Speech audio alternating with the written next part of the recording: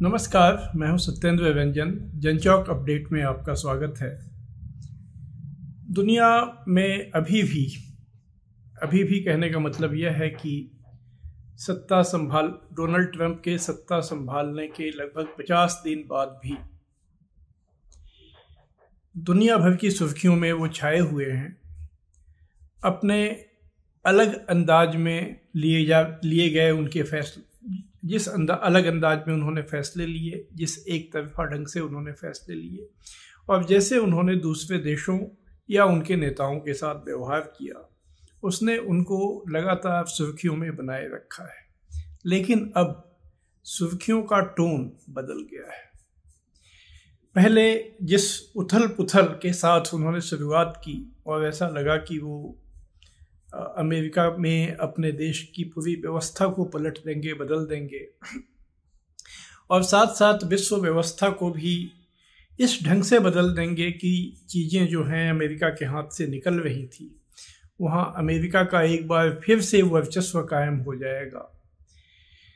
तो अब ये धारणा कमज़ोर पड़ती दिख रही है। अगर हम लोग अभी ये कहना जल्दबाजी हो कि टूट रही है, तो उनका अपना जो मागा एजेंडा है, मेक अमेरिका ग्रेट अगेन, जाहिर है कि ये उन्होंने जितने फैसले लिए, जो कुछ भी उन्होंने किया, उसे उन्होंने इसी एजेंडे के तहत इसे उचित ठहराने की कोशिश की या उचित ठहराया। उनका यह कहना कि कभी अमेरिका बहुत महान देश था, उसका दुनिया भर में सिक्का चलता था, लेकिन पिछले कुछ जो शासन काल वह राष्ट्रपति वह अनेक, उनकी वजहों से अमेरिका की आज वो हैसियत नहीं रही। तो वो अमेरिका को फिर से उसकी जो महानता है वो लौटाना चाहते हैं। और ये उसकी जो तथाकथित महानता है वो आर्थिक क्षेत्र में भी, सैनिक क्षेत्र में भी और सांस्कृतिक क्षेत्र में भी, ये तीनों क्षेत्रों में वो लौटाना चाहते हैं। लेकिन अब जो घटनाएं वहाँ हुई हैं, वैसे तो ये घटनाएं काफ़ी समय से चल रही हैं, लेकिन अब ये लोगों का ध्यान इन्होंने खींचा है। तो सबसे पहले उनका आर्थिक एजेंडा है, उसका लड़खड़ाना है, उसका अनरेवल करना है। किस रूप में हुआ है, हम लोग यहीं से ये बात शुरू करते हैं। आप गौर करें तो पिछले 20 फरवरी के बाद से आज 11 मार्च है, यानी लगभग 2.5 हफ्तों से अमेरिका के शेयर बाजारों में, चाहे वो न्यूयॉर्क स्टॉक एक्सचेंज हो या नैस्डैक हो, जो कि वहाँ की टेक्नोलॉजी कंपनियों का जिसमें ज़्यादा लिस्टिंग होती है, उन दोनों में भारी गिरावट वो चलती रही है। कुल लगातार 11 सेशन में ये गिरावट बहुत ज़ोरदार तरीके से हुई है। और कल 10 मार्च को इसमें जो गिरावट हुई, उसने दुनिया भर का ध्यान भी अपनी तरफ खींचा है और दुनिया भर में एक नए किस्म की आशंकाएं पैदा कर दी है। बताया गया है कि कल लगभग $1.5 ट्रिलियन अमेरिकी स्टॉक एक्सचेंज से वॉश आउट हो गए और इसी के साथ बड़ी गिरावट क्रिप्टो के मार्केट में देखने को मिली, क्रिप्टो करेंसी की, जिसे डोनाल्ड ट्रंप ने अमेरिका के विदेशी मुद्रा भंडार का हिस्सा बना दिया है। इसके बावजूद जो क्रिप्टो के कारोबार से जुड़े लोग हैं, जिस समय उन्होंने घोषणा की उस समय तो इसके अचानक बहुत निवेश हुआ, इसका भाव बहुत बढ़ा, लेकिन अब ये भाव गिरते गिरते जो एक समय पर बिटकॉइन $1,00,000 से ऊपर हो गया था, वो गिरकर 80,000 से भी नीचे पहुंच गया है। और ये सब क्यों हो रहा है, ये असल सवाल है।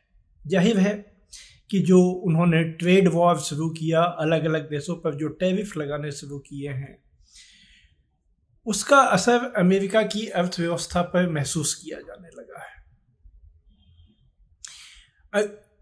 वो स्थितियां ये हो गई कि उन्हें अपने कई कदम वापस खींचने पड़े हैं।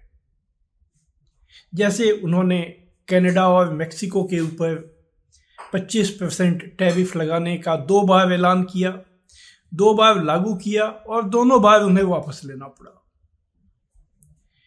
कहने को तो ये बताया गया कि उनकी जो अब कनाडा के आउटगोइंग प्राइम मिनिस्टर हैं जस्टिन ट्रूडो और मेक्सिको की राष्ट्रपति क्लाउडिया शिनबॉम से बातचीत हुई और उसमें उन्होंने कुछ आश्वासन दिया, जिसकी वजह से ट्रंप ने ये टैरिफ पहले भी 1 महीना के लिए टाला था, अभी भी 1 महीना के लिए टाल दिया है ज़्यादातर चीज़ों पे जो टैरिफ लगा था।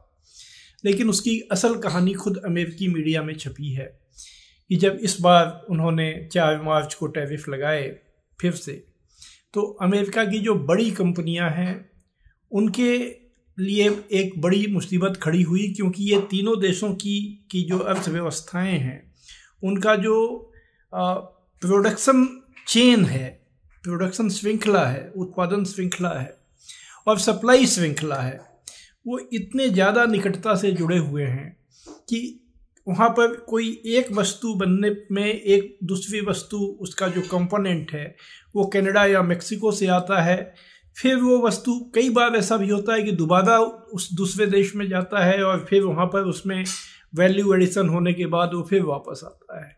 और इतनी बार आने जाने में अगर टैरिफ लगेगा, क्योंकि कनाडा और मेक्सिको ने भी जवाबी टैरिफ लगाने का ऐलान किया, मेक्सिको ने भी किया नहीं था, वो संडे को करने वाला था, लेकिन उसके पहले ही उन्होंने टैरिफ को टाल दिया और कनाडा ने तो बाकायदा कर दिया।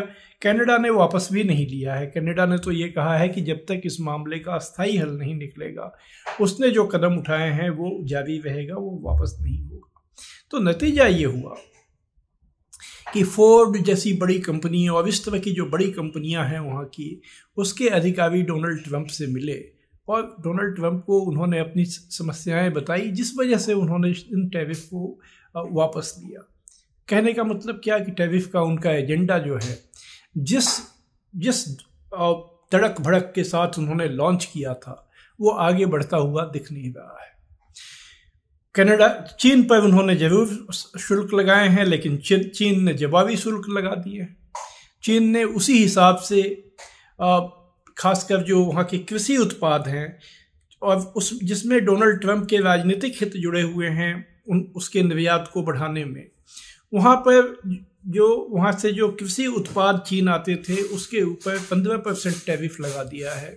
कुछ चीज़ों को तो मंगवाना बिल्कुल रोक दिया है, जैसे सोयाबीन है, और अमेरिका की कई कंपनियों को ब्लैक लिस्ट कर दिया है। तो चीन दुनिया की दूसरी सबसे बड़ी अर्थव्यवस्था है, उसका जो यह कदम है इससे अमेरिकी अर्थव्यवस्था पर बहुत उसका भी नकारात्मक असर पड़ेगा। और जैसा कि चीन के विदेश मंत्रालय की प्रवक्ता ने कहा कि ये जो टैरिफ जो है ये दोधारी तलवार है, ये दोनों तरफ मार करती है। जो लगाता है उसकी चोट उसको भी लगती है, ठीक है, जिस पर तलवार चलाई जाती है उसे जरूर चोट लगती है। कहने का मतलब यह है कि अगर डोनाल्ड ट्रंप प्रशासन इस रास्ते पर चल रहा है तो जिस देश पर वो टैरिफ लगा रहे हैं उसको नुकसान होगा, लेकिन इसका उतना ही नुकसान अमेरिका को भी होगा। अब ये बात जाहिर होने लगी है कि अमेरिका की ये ऐसा रास्ता है जिसमें अमेरिका के उपभोक्ताओं का फ़ायदा नहीं है और तात्कालिक रूप से अमेरिका की अर्थव्यवस्था को भी फ़ायदा नहीं है। नतीजतन ट्रंप को अपने कदम वापस लेने पड़े हैं कई मामलों में। अब इस मामले में एक बड़ी तारीख 2 अप्रैल है, जिस दिन से उन्होंने जैसे का तैसा टैक्स, यानी जितना जो देश टैक्स लगाता है उतना उन्होंने भी लगाने का ऐलान कर रखा है। भारत में भी उसका इंतजार है, क्योंकि भारत से जो व्यापार होता है उस पर भी उसका असर पड़ेगा अगर उस दिन वो ये टैरिफ लगाते हैं, इस पर वो कायम रहते हैं।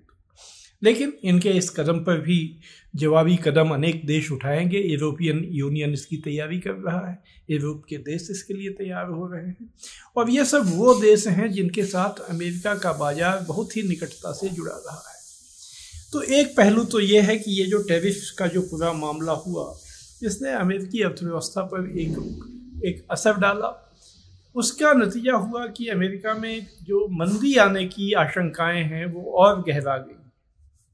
और रविवार को जब डोनाल्ड ट्रंप ने एक टेलीविज़न चैनल को इंटरव्यू दिया और उनसे यह पूछा गया कि देश में बहुत से मीडिया रिपोर्टों में मंदी आने की आशंका जताई जा रही है, तो उन्होंने कहा कि हो सकता है कि मंदी आए।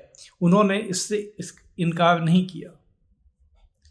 ये अलग बात है कि उन्होंने कहा कि मैं जो कर रहा हूँ उससे बहुत लॉन्ग टर्म में, लंबी अवधि में अमेरिका को फ़ायदा होगा, अमेरिका समृद्ध हो जाएगा। लेकिन इससे जो आज के कारोबारी हैं उनको कोई ऐसी बातों से राहत नहीं मिलती है। और नतीजा ये है कि जो इससे जो एक मूड बदला, उस मूड का असर अमेरिका के शेयर बाजारों पर सोमवार यानी कल पड़ा, और एक इतनी बड़ी गिरावट आई है जो कोविड में जब लॉकडाउन हुआ था उसके बाद इतनी बड़ी गिरावट एक दिन में अमेरिका के शेयर बाजारों में नहीं आई थी। 5 साल में ये के बाद ऐसा वहाँ देखने को मिला है। लेकिन इस घटनाक्रम का एक दूसरा पहलू भी है, और वो पहलू ये है कि टेक्नोलॉजी, अमेरिका का जो शेयर मार्केट है बेसिकली उसमें उसकी जो चमक रही है वो 7 बड़ी कंपनियों के माध्यम से रही है, और उसमें ज़्यादातर टेक्नोलॉजी की कंपनियां हैं, और आर्टिफिशियल इंटेलिजेंस को लेकर एक बड़ा हाइप बनाया गया, और उसकी वजह से जो कंप्यूटर चिप बनाने वाली कंपनियां हैं या जो एआई के कारोबार से जुड़ी हुई कंपनियां हैं उनके शेयर बाजारों में उछाल पिछले लगभग साल 1.5 साल से ये चीज़ें चल रही थी। लेकिन इसी बीच चीन की कंपनियों ने इस बाजार में एक बड़ा डिसरप्शन, उथल पुथल मचा दी है। जब डीप सीक उसका एक सिंबल बना, डीप सीक का जब एआई आया और उसने बहुत सस्ते में जो अमेरिका में बनाया जा रहा था उसने बना दिया, उसने उसको ओपन सोर्स में सबके लिए ओपन कर दिया, जो भी चाहे उसका उपयोग कर सकता है। और उसके बाद से चीन में एक के बाद एक वैसे प्रोडक्ट आते जा रहे हैं। सबसे ताज़ा प्रोडक्ट मैनुस एआई है, जिसको कि अब तक जितने एआई प्रोडक्ट्स हैं उसमें सबसे आगे बताया जा रहा है। इस घटनाक्रम ने अमेरिका का जो टेक का जो मार्केट है, टेक के जो को लेकर जो एक हाइप था, उस गुब्बारे को एक तरह से फोड़ दिया है। ये दूसरा बड़ा कारण है जिसकी वजह से अमेरिका में एक मूड जो है बिल्कुल वो उम्मीद के बजाय मायूसी का बन गया है। और तीसरी बड़ा कारण जियोपॉलिटिक्स है। ये साफ हो गया है कि दुनिया भर के देश एक दो अपवादों को छोड़कर वो डोनाल्ड ट्रंप के एजेंडे से या उनके डंडे से कहें डर नहीं रहे हैं, बल्कि वो उसका जवाब दे रहे हैं। यह बात हम लोगों ने देखा यूक्रेन के संदर्भ में। यूरोपीय देशों ने सीधे उनकी बात मानने के बजाय उन्होंने अपनी तैयारी शुरू कर दी। अपनी अर्थव्यवस्था को खुद अपने पैरों पे खड़ा करने की बात वहाँ पर हो रही है, इसको लेकर चर्चाएं चल रही हैं। और जर्मनी के जो अभी नए चांसलर बनने वाले हैं फ्रेडरिक मेर्ज, जो उन्होंने तो ये कह दिया है कि उनका एजेंडा ही जर्मनी को अमेरिकी प्रभाव से आज़ाद कराना है। हम लोगों ने ऐसा ही पश्चिम एशिया में देखा। डोनाल्ड ट्रंप ने गजा को खाली कराने की बात की, लेकिन जो पश्चिम एशिया के देश हैं, अरब देश हैं, मुस्लिम देश हैं, वो उन्होंने 2 मंचों पर आकर, अरब लीग और जो इस्लामिक सहयोग संगठन है OIC, उन मंचों पर आकर 2 टूक शब्दों में इस एजेंडे को ठुकरा दिया। मिस्र जैसा देश, जिसे अमेरिका के पीछे चलने वाला देश माना जाता रहा है, उसके राष्ट्रपति ने अपने यहाँ अरब लीग की बैठक बुलाकर गजा के पुनर्निर्माण के लिए $53 बिलियन की एक योजना पेश की, जिसमें सभी देश कंट्रीब्यूट करेंगे। और वहाँ साफ साफ कहा गया कि फिलिस्तीनियों का अलग देश बनाना उनका मकसद है। ये जो अरब देश हैं और इस्लामिक देश। तो पश्चिम एशिया में भी ट्रंप का एजेंडा चलता दिख नहीं रहा है, बल्कि जिस तरह से जो अमेरिका के बिल्कुल ही जिसे प्रॉक्सी अमेरिका मानता था, और बात वो सच भी है, यूक्रेन के राष्ट्रपति जेलेंस्की, वोलोदिमीर जेलेंस्की, उन्होंने भी सीधे सीधे अमेरिकी फरमान को मानने से इनकार किया। हालांकि यह सभी लोग मानते हैं कि उनके पास ज़्यादा कुछ रास्ता नहीं है, वो एक देव सवेर उनको डोनाल्ड ट्रंप की मंशाओं के आगे झुकना होगा। लेकिन यह जो वहाँ घटना हुई उसने दुनिया के सामने ये संदेश जरूर दिया कि डोनाल्ड ट्रंप इस अवस्था में नहीं है कि वो जो चाहें उसको वो पूरी दुनिया पर थोप दें, वो करवा लें। और इसके बीच में जो सबसे बड़ा अमेरिका के लिए चुनौती है वो तो चीन ही है। अब ईरान के खिलाफ लगातार ट्रंप और उनके प्रशासन के मंत्री बयान दे रहे थे। ईरान पर इजराइल और अमेरिका के हमले की बात हो रही थी। तो इसके जवाब में चीन और रूस दोनों ने ईरान के साथ मिलकर जो चाबहार पोर्ट है जो भारत बना रहा है उससे जुड़े हुए समुद्र में ज्वाइंट साझा सैनिक अभ्यास करने की घोषणा कर दी, जो इसी हफ्ते शुरू हो जाएगा। इसमें एक संदेश है, एक भू राजनीतिक संदेश।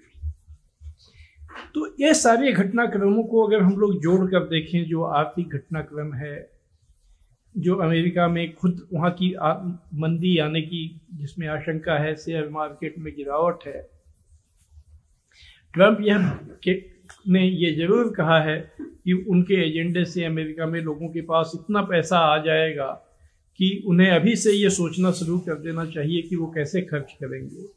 लेकिन ऐसी बातों में लोगों का भरोसा कम ही है, यकीन कम ही है, जो अभी के घटनाक्रम से जाहिर होता है।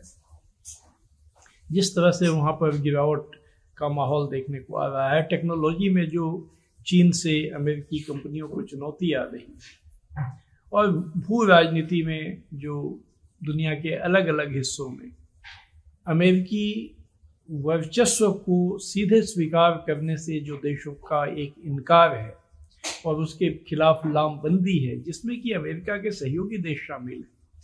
कनाडा अगर जैसा देश अगर उनको चुनौती दे सकता है, यूरोप दे सकता है, और यहाँ तक कि ऑस्ट्रेलिया में वैसी आवाज़ें सुनाई दे सकती हैं, तो फिर जो देश अमेरिकी नेटवर्क का हिस्सा नहीं रहे हैं, वहाँ पर बन रही स्थितियों का अनुमान लगाया जा सकता है। ऐसे ही संकेत अफ्रीका से आए हैं, जहाँ पर अभी दक्षिण अफ्रीका पर ट्रंप ने कुछ प्रतिबंध लगाने की बात की, चूँकि वहाँ जो नया भूमि कानून बना है, वहाँ के गोरे लोगों को लाकर अमेरिका में बसाने की बात की। तो अब वहाँ पर पहले दक्षिण अफ्रीका की सरकार एलन मस्क से उनका जो स्टारलिंक है उसके माध्यम से वहाँ इंटरनेट सेवा शुरू करने पर विचार कर रही थी, बातचीत भी उसने की थी।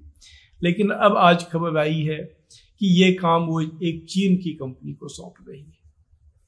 तो दुनिया में जो देशों के सामने एक विकल्प मौजूद हो गया है, इसके बीच ट्रंप पुराने समय में वो 20 साल 30 साल पहले की दुनिया में लौटकर वो जो अमेरिका की का ग्रेटनेस का उनका जो एक ख्याल है उसको वो थोपना और लागू करना चाहते हैं। वो उसके कामयाब होने की संभावनाएं अब बहुत ही लोगों को कमज़ोर लगने लगी है। नतीजा है कि उनका एजेंडा लड़खड़ा रहा है। तो आज बस इतना ही, हम फिर आपके पास आएंगे नए अपडेट लेकर। आज आप सबको